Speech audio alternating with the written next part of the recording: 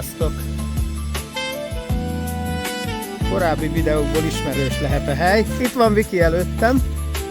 Szóval korábbi videóból ismerős lehet a hely. Dobogókön vagyunk. És igen, jól láttátok, irány a Prédikálószék. A természet gyönyörű, de gondolom ezt a videón már látszik is.